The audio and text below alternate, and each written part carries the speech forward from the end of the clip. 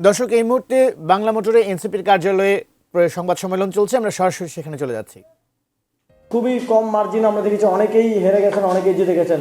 200, 300, 500 vote, 1000 vote, 2000 vote. সেখানে যদি এরকম 3000, 4000 ভোটের হিসাবে, কেন্দ্রের হিসাবে একরকম, রিটার্নিং কর্মকর্তার হিসাবে একরকম, মিডিয়াতে অন্যরকম আমরা দেখতে পাই, এটা আমাদের মধ্যে একটা সুষ্ঠু নিরপেক্ষ নির্বাচন এবং ভোট গণনার ক্ষেত্রে একটা সন্দেহ তৈরি করে, এবং এই সন্দেহ নিয়ে আমরা কখনোই সামনের দিকে এগোতে পারবো না। এই বিষয়ে সুস্পষ্ট ঘোষণা নির্বাচন কমিশনকে দিতে হবে, সুস্পষ্টভাবে প্রয়োজনীয় পুনর্যাচাই করে, নির্বাচন কমিশনকে হস্তক্ষেপ করে সেটা পুনর্যাচাই করে সে বিষয়ে সিদ্ধান্ত দিতে হবে। কারণ ইতিপূর্বে আমরা রিটার্নিং কর্মকর্তাদের পক্ষপাতিত্ব দেখেছি।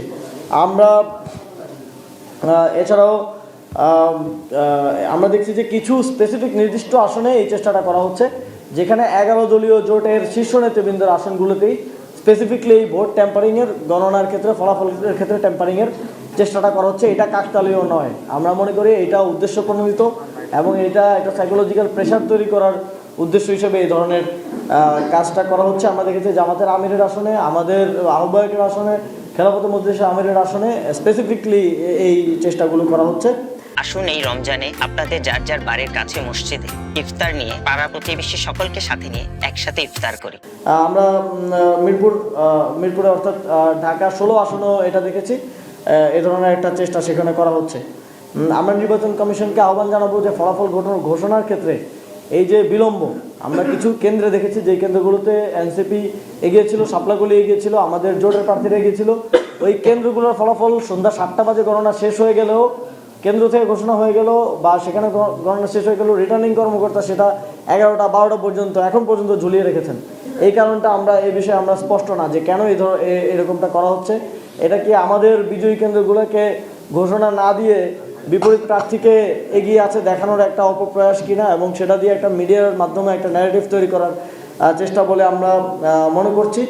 আমরা আমাদের দিক থেকে বলতে চাই যে সুষ্ঠু নির্বাচনের মাধ্যমে যেই ক্ষমতায় আসুক, জাতীয় নাগরিক পার্টি গণতন্ত্রের প্রতি শ্রদ্ধার জায়গা থেকে তাকে সহায়তা করবে সরকার পরিচালনা, রাষ্ট্র পরিচালনার ক্ষেত্রে। তবে সেটা শতভাগ সুষ্ঠুভাবে হতে হবে। ফলাফলের মতো একটা বিষয়, যেখানে 100টা কেন্দ্রের ফলাফল যোগফল করলে একটা পাচ্ছি, সেখানে আরেকটা রিটার্নিং কর্মকর্তা বলছে, আরেকটা ইলেকশন কমিশন বলছে, মিডিয়া আরেকটা আসতেছে। এই ধরনের বিভ্রান্তিকর ফলাফলের মধ্য দিয়ে আমরা চাই না যে কেউ এদেশে সরকার গঠন করুক। তাহলে সেক্ষেত্রে একটা কনফিডেন্সের শূন্যতা থেকে যাবে, এবং তার ফলে বাংলাদেশ আসলে যেই দিকে আমরা পৌঁছাতে চাই সেদিকে আমরা আগাতে পারবো না। আমরা ঢাকা 8 আসনের একটা ভয়েস রেকর্ড আপনাদেরকে একটু শোনাতে চাই। ঢাকা 8 আসনে, যেটা ইতিপূর্বে আমি পোস্ট করে জানিয়েছিলাম, লাইভেও আমরা বলেছিলাম যে ঢাকা 8 আসনে যেই ভোটগুলো ফল্ট ভোট হয়েছে, যেই ভোটটা মার্কার বক্সে পড়ে না, আপনারা জানেন যে নির্দিষ্টভাবে আরপিওতে উল্লেখ আছে মার্কার বক্সে ভোটটা দিতে হবে। ভোটটা মার্কার নামের উপরে পড়লেও হবে না, কিংবা এর বাইরে পড়লেও হবে না। আমরা দেখেছি এর বাইরে খালি যে জায়গা আছে সেখানে সিল দেওয়া হয়েছে, সেই সিলকে ধানের শীষের পক্ষে করা হয়েছে, কাউন্ট করা হয়েছে। কাউন্ট করে সেটাকে বিবেচনায় নিয়ে ঢাকা 8 আসনে এক ধরনের ফলাফল ঘোষণা করার চেষ্টা করা হচ্ছে। তো আমরা প্রথমে আমরা যখন রিটার্নিং কর্মকর্তার কাছ থেকে জানতে চাইলাম, তিনি বললেন যে তাকে ইসি সেক্রেটারি মৌখিকভাবে নির্দেশনা দিয়েছেন যে বক্সের বাইরের ভোটটাও ধানের শীষে বলে কাউন্ট করা যাবে। পরে আমরা ইসি সেক্রেটারির সাথে কথা বললাম, ইসি থেকে আমাদেরকে জানানো হলো যে তারা কোনো এ ধরনের নির্দেশনা দেন নাই, এটা প্রিজাইডিং অফিসার রিটার্নিং কর্মকর্তার সিদ্ধান্ত। তো তাহলে এই যে একজন থেকে আরেকজন এই যে বল পাস করার মতো চলছে, এটা স্পষ্টভাবে বোঝায় যে এখানে একটা ফলাফল ট্যাম্পারিং হচ্ছে। এবং আমরা এটার প্রমাণও পেয়েছি, যিনি ঢাকা 8 আসনের প্রার্থী, তার ভাগ্নের একটা কল রেকর্ড আমরা পেয়েছি, সেখানে তিনি ঠিক একই কথাগুলো বলছেন, যে সেটা আমরা আপনাদেরকে একটু শোনাতে চাই। সকল বাতিল ভোট, আবার বলতেছি, সকল বাতিল ভোট কিন্তু প্রেসিডেন্ট অফিসারকে চ্যালেঞ্জ করে এগুলো গণনা করতে হবে। এগুলো কিন্তু খামখেয়ালি করলে হবে না।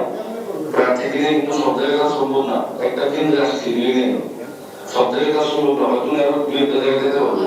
কিন্তু আপনারা কিন্তু দেখতে বলি এজেন্টদের সাথে কথা বলে প্রেসিডেন্ট অফিসারকে বলেন, চ্যালেঞ্জ করেন, রিটার্নিং কর্মকর্তার সাথে কথা হয়েছে, সে বলছে এই ভোটগুলো কেমন হবে, 7টা জায়গায় যে ভোটগুলো পড়ছে সেটা পক্ষে কেমন হবে, এগুলো জোর দিয়ে বলা লাগবে। জিনিসটা কিন্তু খামখেয়ালি করলে আমাদের সবার লস, আপনারও লস, আমারও লস। আর আমাকে নিয়ে আসার চেষ্টা করতেছি একটা কেন্দ্রে, না পারলে প্লিজ আপনারা নিজেদের কাজটা করবেন। এই রেকর্ডটি আমরা পেয়েছি, যেটা প্রমাণ করে যে যে ভোটগুলো ফল্ট হয়ে গেছিল, বাতিল হওয়ার কথা, সেই ভোটগুলোকে ধানের শীষের পক্ষে ঢাকা 8 আসনে কাউন্ট করা হয়েছে। সুতরাং এই ভোটের পরিমাণ কত, সংখ্যা কত এবং এই বাতিল ভোটগুলোকে কাউন্ট করে যখন তারা হেরে যাচ্ছিল, এই দেরি করে বিলম্ব করে বাতিল ভোটগুলোকে কাউন্ট করে প্রিজাইডিং অফিসারদেরকে, এই যে উনি বলছিলেন যে প্রিজাইডিং অফিসারদেরকে কাছে যান আপনারা, গিয়ে তাদেরকে রাজি করে এই বাতিল ভোটগুলো কাউন্ট করেন, কাউন্ট না করলে আপনারও লস আমারও লস। সুতরাং এটা স্পষ্ট প্রমাণ যে এখানে বাতিল ভোট কাউন্ট করে মির্জা আব্বাসকে বিজয়ী করার এক ধরনের ষড়যন্ত্র হয়েছে। আমরা এই আসনের ভোটগুলো খুব স্পষ্টভাবে আমরা রিটার্নিং কর্মকর্তা এবং প্রিজাইডিং অফিসার যারা এখানে আছেন তাদেরকে আর ভরসা করতে পারছি না। আমরা দাবি জানাচ্ছি যে নির্বাচন কমিশন এই ভোটগুলো কাউন্ট করে এই বিষয়ে একটা ফলাফল দেবেন এবং যেই ভোটগুলো ফল্ট ভোট হিসেবে এসেছে সেই ভোটগুলোকে বাতিল করতে হবে। এই যে স্পষ্ট একটা ষড়যন্ত্র, প্রমাণিত ষড়যন্ত্রের মধ্য দিয়ে ঢাকা 8 আসনের ফলাফল ট্যাম্পারিং করার যে চেষ্টা চলছে সেটা আমরা কোনোভাবেই মেনে নেব না। এবং এই বিষয়ে আমরা এই বিষয় সহ আরও সার্বিক বিষয় আমরা জোটের পক্ষ থেকে চূড়ান্ত সিদ্ধান্ত নিয়ে আপনাদেরকে অফিসিয়ালি জানাবো। কারো কোনো প্রশ্ন থাকলে করতে পারেন। জি,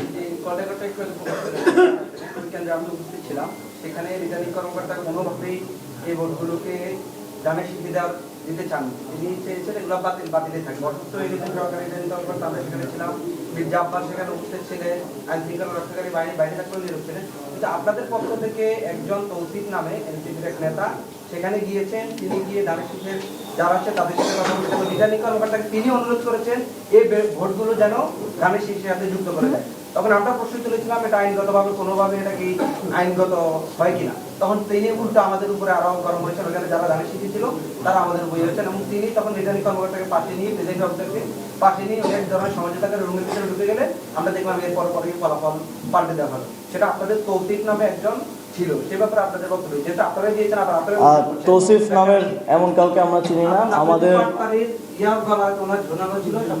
না। আমাদের কাছে স্পষ্ট মনে হচ্ছে যে এটা এক ধরনের ষড়যন্ত্র। কেউ নাসিরউদ্দিন পাটোয়ারির বা নির্বাচনী কাজে নিয়োজিত কেউ কেন গিয়ে নাসিরউদ্দিন পাটোয়ারিকে হারানোর জন্য, ফলাফল পরিবর্তন করার জন্য চেষ্টা করবে? আমরা মনে করি যে এটা এক ধরনের নাটক মঞ্চায়ন করে এক ধরনের ষড়যন্ত্রের মধ্য দিয়ে এটা করা হয়েছে এবং সেখানে আমাদেরকেও খুব স্পষ্ট উত্তর দেওয়া হয়নি। যখন আমরা রিটার্নিং কর্মকর্তাদের সাথে কথা বলেছি তারা আমাদেরকে বললো যে ইসি সেক্রেটারি তাদেরকে মৌখিক নির্দেশনা দিয়েছে। তখন আমরা ইসি সেক্রেটারির সাথে কথা বললাম, সেখানে আমাদেরকে বলা হলো এই ধরনের কোনো মৌখিক নির্দেশনা দেওয়া হয়নি। আমরা তাদেরকে দাবি করেছি যে আপনাদেরকে মৌখিক নির্দেশনার মধ্য দিয়ে তো আর আরপিও পরিবর্তন করা যায় না, লিখিত কোনো নির্দেশনা আছে কিনা, লিখিত কোনো নির্দেশনা আমাদেরকে দেখানো হয়নি। তো যেই তৌসিফের কথা বলছেন আমরা নিশ্চিতভাবেই বলতে পারি যে তিনি হয়তো অনুপ্রবেশ করেছেন এবং তিনি এখানে এক ধরনের অনুপ্রবেশ করার মধ্য দিয়ে এই ফলাফল পরিবর্তন করার চেষ্টা করে থাকতে পারেন। এই বিষয়টি আমরা আরও বিস্তারিত আমরা দেখব। আমরা নাসিরউদ্দিন পাটোয়ারি সহ সেখানে আসন পরিচালক, চিফ এজেন্ট যারা আছেন কথা বলে এই বিষয়টি দেখব। এবং ভোটের সংখ্যা 27টি, আমরা সেখানে ছিলাম 27টি ভোট, তো এরকম অনেকগুলো কেন্দ্র মিলিয়ে এক ধরনের অবস্থা তৈরি করা হয়েছে।